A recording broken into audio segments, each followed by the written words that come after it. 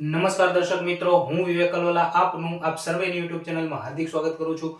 મિત્રો, આજના વિડીયોની અંદર આપણે ધીઝ અને ધોઝ બરાબર છે આ બંનેનો યુઝ ઇંગ્લિશ ગ્રામરની અંદર શું થાય છે અને કેવી રીતે થાય છે તેના વિશેની ચર્ચા કરવાના છીએ. મિત્રો, વિડીયો છે બરાબર એ અંત સુધી જોજો જેથી કરીને બરાબર ધીઝ અને ધોઝના કોઈ પણ ડાઉટ છે તમારા મનમાં ન રહે.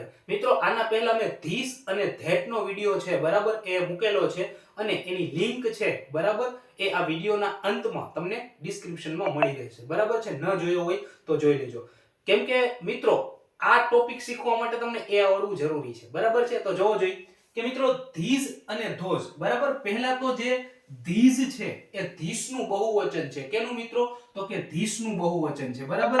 અને જે આ ધોઝ છે બરાબર એ ધેટનું બહુવચન છે બરાબર છે. મિત્રો, જેવી રીતે ધીસ છે એ કોઈ નજીકની વસ્તુઓ બતાવવા માટે વપરાય છે, તેવી જ રીતે આ જે ધીઝ છે બરાબર એ પણ નજીકની વસ્તુઓ બતાવવા માટે વપરાય છે.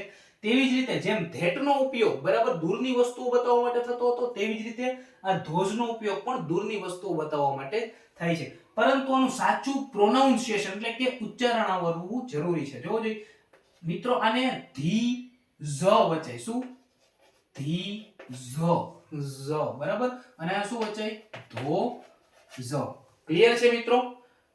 એક વસ્તુ હંમેશા યાદ રાખજો મિત્રો કે ધીઝ અને ધોઝ આની વાક્ય રચના શું હોય મિત્રો?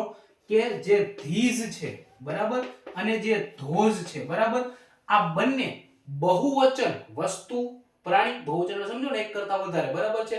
કોઈ પ્રાણી હોય, કોઈ વસ્તુ છે, કોઈ વ્યક્તિઓ છે, એક કરતા વધારે એટલે બહુવચનમાં હોય તેના માટે ધીઝ અને ધોઝનો ઉપયોગ થાય છે. કાયમ હંમેશા ઓલવેઝ ધીઝ અને ધોઝ પછી આર જ આવશે. શું આવશે મિત્રો?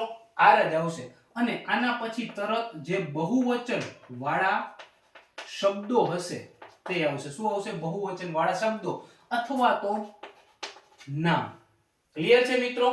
તો ધીઝ અને ધોઝ પછી કાયમને માટે આર આવશે અને એના તરત પછી બહુવચન વાળા શબ્દો આવશે. ક્લિયર છે? હવે આપણે આના ઉદાહરણો જોઈએ જેથી કરીને તમને આ વધારે સમજવા આવે.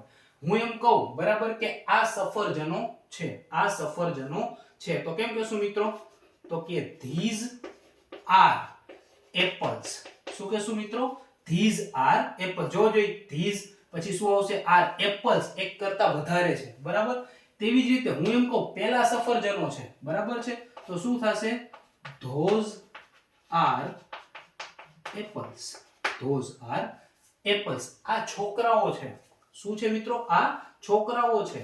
તો these are boys. these are boys. પેલા છોકરાઓ છે તો those are boys.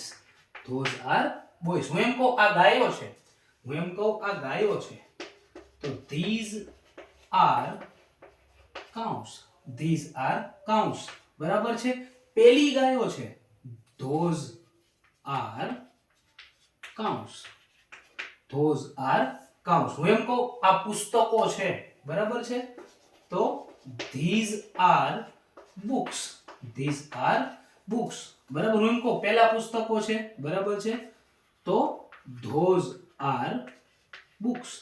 those are books. હજી કોઈ આપણે ઉદાહરણ લેવું હોય તો લઈ શકીએ મિત્રો. માની લો કે હું એમ કહું આ ડોક્ટરો છે. શું છે? આ ડોક્ટરો છે, તો these are doctors. these are doctors. બરાબર છે. હું એમ કહું પહેલા ડોક્ટરો છે, તો those are doctors. those are doctors. Clear છે મિત્રો? તો આ વિડિયોની અંદર આપણે શું શીખ્યા મિત્રો? તો કે these અને those નો કોન્સેપ્ટ બરાબર છે. તો ફરી એક વખત રિવિઝન કરાવી દઉં.